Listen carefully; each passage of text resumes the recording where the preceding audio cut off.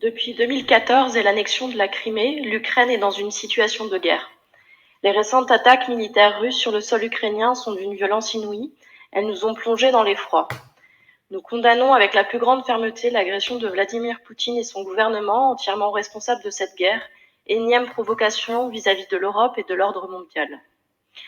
Nos pensées vont à la population ukrainienne qui subit les bombardements, les assauts et les velléités expansionnistes du gouvernement russe.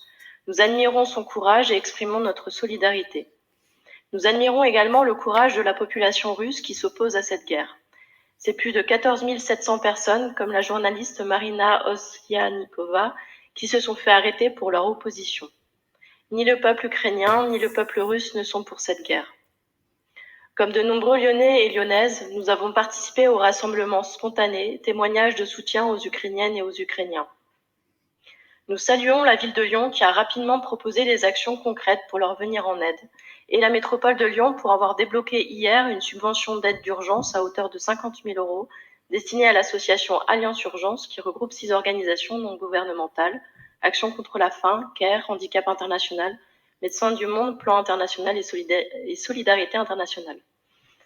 Les autorités françaises et les collectivités sont en train de réaliser ce que nombre d'entre nous tentent d'expliquer depuis longtemps. Il est nécessaire et possible d'offrir un accueil responsable à des personnes fuyant des situations de violence.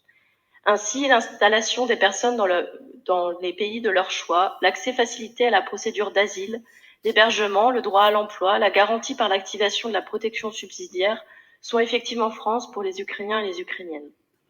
Pour la première fois depuis sa création il y a 20 ans, l'Union européenne a décidé de déclencher la protection temporaire face à l'afflux de civils qui fuient les combats en Ukraine. Il s'agit d'un dispositif mis en place après la guerre en ex-Yougoslavie et destiné à gérer un flux massif de population, comme c'est le cas en ce moment. Cet élan de solidarité est formidable. Quand on veut, on peut. Il est clairement possible d'accueillir rapidement, d'y mettre des moyens, de se coordonner entre pays, de s'appuyer sur les solidarités locales, citoyennes, d'ouvrir des couloirs sûrs de circulation pour les personnes exilées.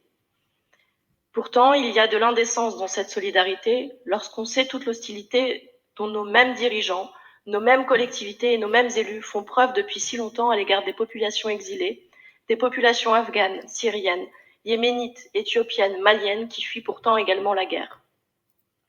Notre société française repose sur l'universalisme républicain.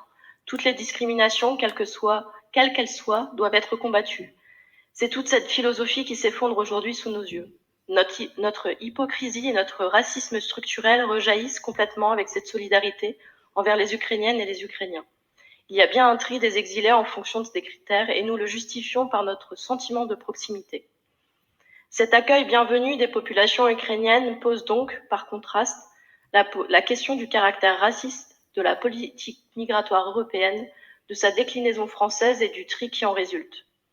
Cette hiérarchisation des vies humaines selon leur couleur de peau ou leur culture érode notre pacte républicain, elle met en péril notre humanité.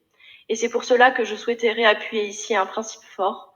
Conformément au droit international et aux principes fondamentaux de la République universaliste, la France, notre région, notre métropole et notre ville doivent proposer un accueil dans des conditions humaines, sociales et sanitaires dignes pour toutes les personnes présentes sur son sol, sans différence de couleur de peau ou de nationalité.